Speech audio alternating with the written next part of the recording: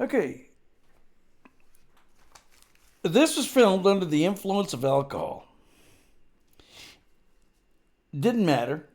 I am like this normally. No beer was harmed in the taping of this film. I'm an asshole and that's okay. I piss people off and it makes my day.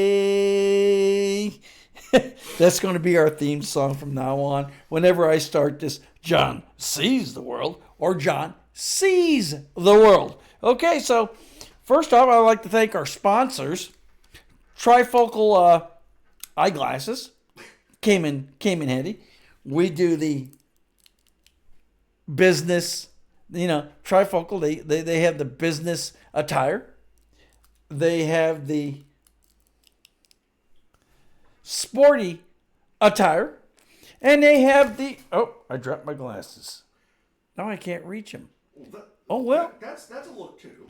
Yeah. Well, it happens. If I can get Richard over here to hand me my glasses, I'll show you the funny attire having to do with the glasses. I'm just offering while I'm down here. No. I don't think so. No. And we also have the funny attire. And so, John, thank you for Try Cool eyeglasses for thinking of us and becoming a sponsor of this show, of course.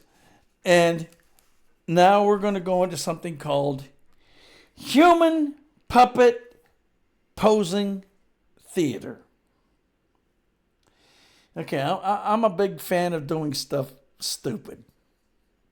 All right. I mean, we're talking incredibly stupid.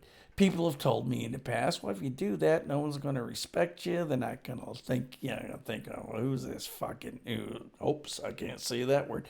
Who's this damn freak? See, I can say damn, I can't say Okay. I believe in having fun. So, human posing puppet theater. This is a new segment to the show that I'm going to try to include from now on. And we'll see where it goes. And my friend Richard is going to help out. Richard DeLuz, also known as Vomit Salt. He's going to help out by calling out the different things he wants me to do. And go ahead. All right. You ready? Go for it. Fear.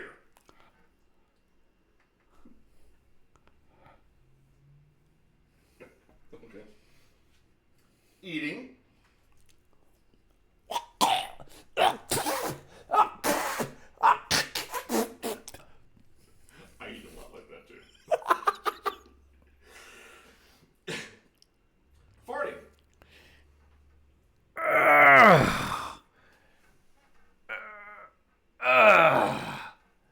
Uncle Harry, did you do that? No. Smelled like you, Uncle Harry. Laughing.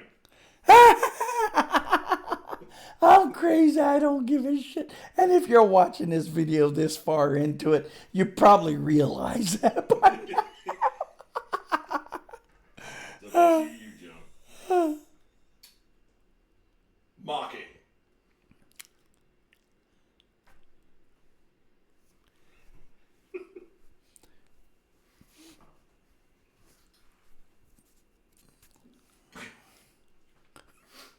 You work for Spectrum. No. I subscribe to Spectrum, but I don't work for them. Making a sandwich.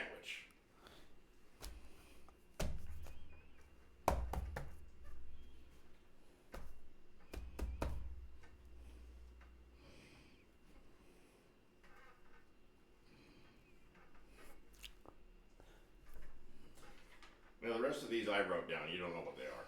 Mm-hmm. Filing taxes.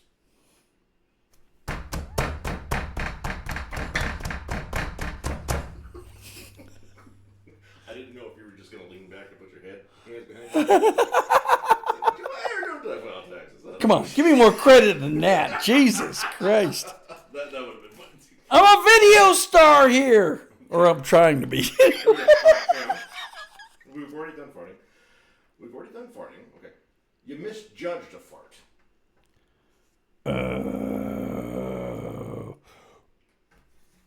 Ah!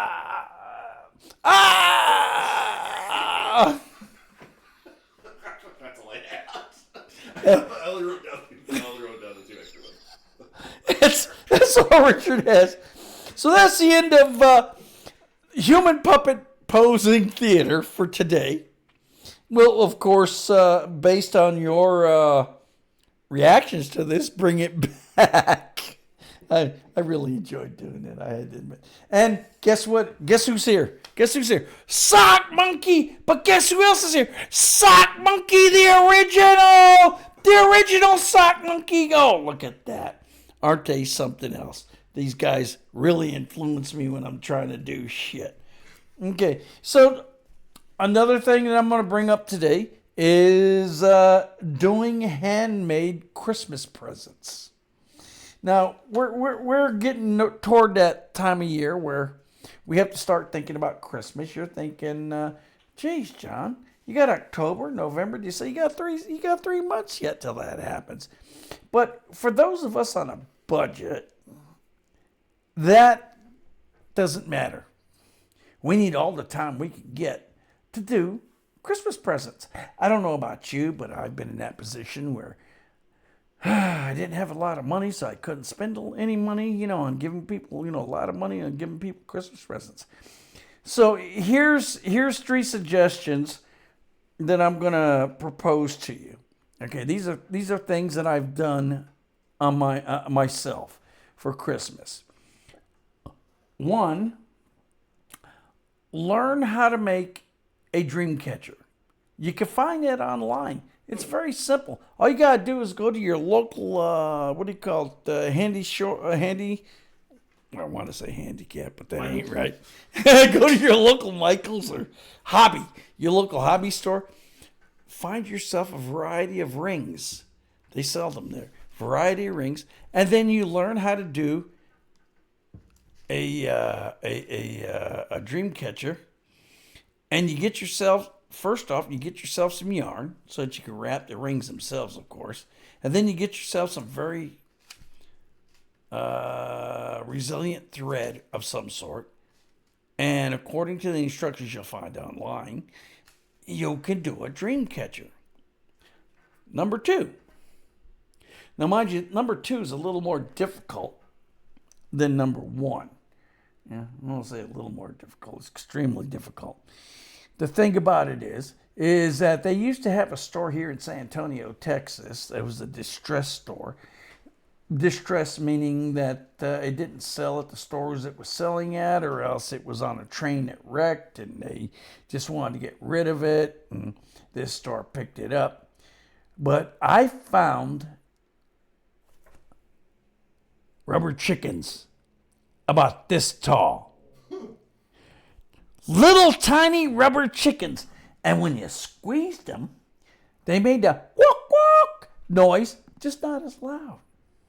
So one year for Christmas, that's what I gave everybody. Everybody got a rubber chicken. My mother, my father, my brother, my sister, my nephews, my cousins, my aunt. It was great. Number 3. See, I can count to 3. 1, 2, 3, and that's 5. Okay. Number 3, rubber balls. Now then, at this same distress store about a year later, I came across these rubber balls about the size of my fist. And I bought a whole bunch of them. I bought about 15 or 20 of them. I mean, they were extremely cheap at the time. I wasn't making much money, so what the hell. And I bought those. Now, my brother used to be a wrestler, so on that rubber ball, I painted him as a wrestler. His girlfriend liked to run, so I painted her as a runner. A little short, fat runner, but a runner nonetheless. And then there was my sister, who was born in Alaska, and I painted her as an Eskimo, of course. And there was my favorite aunt, my Aunt Dolores on on my mother's side, who was a drunk and a half, and it was always fun hanging around her. And since she was from Michigan, I painted her in a Wolverine, University of Michigan Wolverine outfit with the word "Beer Me" on her chest. These are things you can do in order to make cheap Christmas presents. Okay, now a lot of you are not very social. You go, what do you mean I'm not very social? I'm on X, I'm on Twitter, I'm on Facebook, I'm on blah, blah, blah, blah, blah. No, what I mean by sociable is actual interaction with human beings, talking to people that you don't know. So I'm going to give you a real easy way to meet people that you don't know and maybe make a new friend. You never can tell. See, here's what I do. Whenever I go to the grocery store, seeing as I have, well, let me see if we can get a good picture of that. I'm trying to get a good, well, it's not a good picture, but seeing as I have tattoos. So what I do is I look for people with tattoos in the grocery store. And I look for people with original tattoos.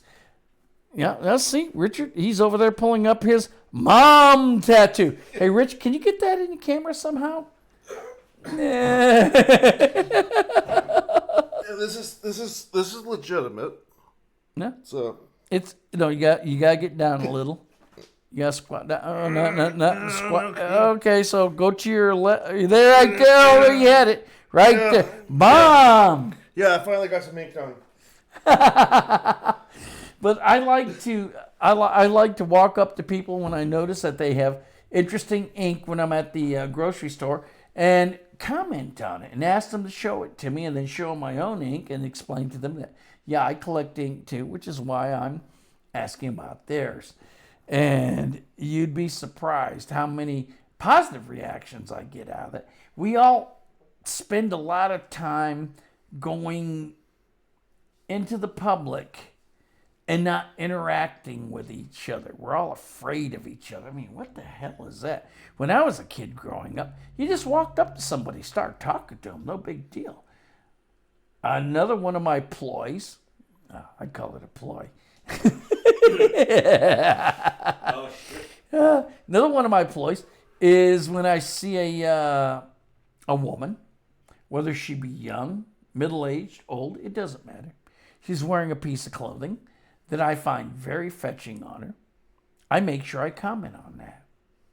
And I comment on it in such a way that she can appreciate it, feel good about herself, go on with her day, and then go home at night and talk to her husband, boyfriend, whatever.